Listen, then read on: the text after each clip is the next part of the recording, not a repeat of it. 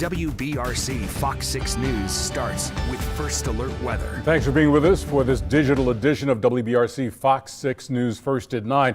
Let's go right to First Alert meteorologist Wes Wyatt with the latest on this dangerously cold weather settling in, Wes. Yeah, some very cold stuff out there tonight, Stephen. For a lot of folks watching us right now on the First Alert weather app, you probably got the freeze warning that we sent out, and most of the state here under freeze warnings tonight. We got close to freezing in some locations earlier today, but it's going to happen tonight. If you did not see those freezing temperatures, lows 24 to 31 degrees out the door tomorrow morning, and break out the frost scraper, because if you parked outdoors, there could be some frost on the windshields tomorrow morning. That's going to be likely. The freeze warning will end at 9 a.m. tomorrow morning, and then the rest of the day looks pretty good. But currently, right now, we're 39 Center, 32. We're at freezing at Gadsden and Coleman, showing 30 degrees at Haleyville. So that critical freezing line is already dipping southward here across the area. So a first alert, the next big thing. We've got cold, freezing conditions here to start the day, as low as 24 degrees in some areas tomorrow morning. And check it out, we can see 20s well south into places like Clinton and Greensboro and Utah. This is the first big freeze that we've seen this fall season, and we'll be talking more about when to expect. If you're already missing the warm weather, and you may be, we'll let you know when to expect these temperatures to turn around. That's coming up in the 7-day forecast. Thanks, Wes. Tonight, Birmingham police still looking for the driver of a car they say struck a woman and two children who were trick-or-treating, and then that car kept going. The car hit all three on 9th Avenue South in the Crestwood area. We're told injuries to a 25-year-old woman and her 9-month-old son are minor. However, 4-year-old Stephen Allen Jr. has more serious injuries. He's on a ventilator, but his sister says he is stable and responsive. She was one of the people who saw the incident and described trying to help her brother afterwards. It's like I blacked out and I just hurried up and picked him up. And he was just like his legs, like he couldn't stand. So I didn't try to move him from out the middle of the street. I just sat in the middle of the street with him, and I held him, and I just rubbed his head. Our Lauren Harkson talked with Stephen's sister. You can hear more of her story after the ball game, including her message for all drivers in the wake of this tragedy. Meanwhile, police are offering a $5,000 reward if you have information that can help them make an arrest in this hit-and-run investigation. They are looking for a dark-colored 2009 to 2012 Audi A3 with a damaged passenger side mirror. If you have any information, you're asked to call Birmingham Police. Covering Cullman County, where the sheriff's office is making an arrest in the murder of a man who has been missing since 2020. Randall Hogan is accused of killing Jeffrey Wilhite, who was reported missing from the West Point community 3 years ago. Authorities have not recovered his body, but they say they had enough evidence to present to a grand jury in this case. Happening tomorrow, State Representative John Rogers will have a chance to get out of jail. He's been held since Monday when a judge revoked his bond because prosecutors say Rogers contacted a witness in his criminal case despite the judge telling him not to. Rogers' team says they can prove he did not intend to contact that witness. They'll try to make that case during a hearing tomorrow. The state is about to send money back to Alabama taxpayers. If you filed state taxes for the 2021 tax year, you should get a one-time tax rebate. The state will begin sending payments on December 1st, $150 if you filed individually, $300 for joint filers. You'll either get a check in the mail or it will be deposited into your bank account. Some of you may be planning to put that money towards holiday shopping this year. For many retailers, the holiday shopping season is actually already well underway. Our James Giles on your side tonight. And James, when people think of holiday shopping, they might think of Black Friday, but it looks like things are really changing with respect to the traditional holiday season. Yeah, Steve, according to the Alabama Retail Association, shoppers hitting up the stores on Black Friday isn't going away anytime soon. But what's happening now, instead of one big shopping day, we're seeing deals going on all month long.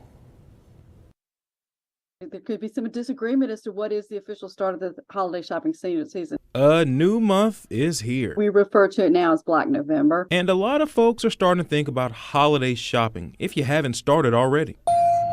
This is going to be my first year where I feel like I can finally get ahead on Christmas shopping. Nancy Dennis with the Alabama Retail Association says they're starting to see retailers shift away from just rolling out the deals on the day after Thanksgiving. For security reasons, backed off of that so that they were not putting all their sales all in that one day, so that they ended up with a huge crowd of customers. So they kind of tried to spread it out. Mainly just the big box stores. I've seen them advertising their specials ahead of time. Alabamians are expected to spend more than $18 billion this holiday season, a 4% growth from last year, according to the State Retail Association. Dennis says that money isn't just going to gifts. The decorations, the food, all that kind of stuff is about a third of what they spend. Well, we definitely have lots of customers who are shopping for Christmas decorations and ornaments and gift items. Store manager for At Home Furnishings in Homewood, Doc Cope, says they start rolling out the Christmas decorations this time of year, and that's when they usually see a boost in their bottom line. As soon as we put it out,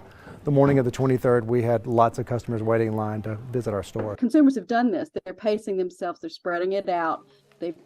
They budget for it, and they're looking for good deals going into the season.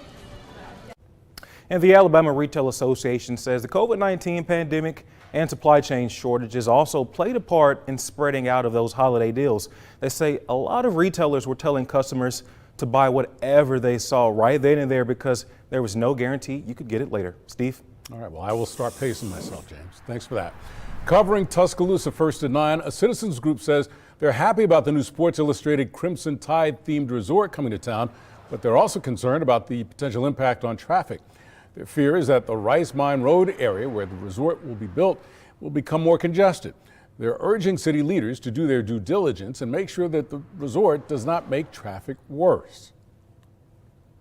I think, as with any proposed project of something of this size, is just, was there consideration given to ingress and egress in that area, which is already pretty congested, especially at certain times of the day. So that's it. Just did somebody pay attention before they build the project? The city council member for that area says he also has questions, but asks everyone to reserve judgment until the final product or design is completed. The resort has a goal of opening by late 2025. A major win for neighbors in Irondale. Publix is now open for business after its grand opening this morning. The mayor says his city has been a food desert for more than 16 years, but not anymore. I feel very well about what we've been able to do and bring to the citizens of Irondale, that they no longer have to leave their community to be able to spend their dollars to purchase something that is a basic necessity of life, and that's food. The store is at the corner of Old Leeds Road and Grants Mill Road, and it has already brought more than 100 jobs to the city. Alabama head football coach Nick Saban offering some words of wisdom ahead of Saturday's showdown with LSU. You recall in the win over Tennessee, Alabama was down 13 points before scoring 27 unanswered points in the second half. Similar situations also happened in wins over Ole Miss, Texas A&M, and Arkansas. Today, Coach Saban talked about what it takes to play at a high level for a full 60 minutes. Immediacy, intensity, and intelligence. Those three things, sustained for 60 minutes to a high standard, that's the challenge. And you have to make a choice and decision to do that. And it doesn't just happen in the game. It's got to be a habit.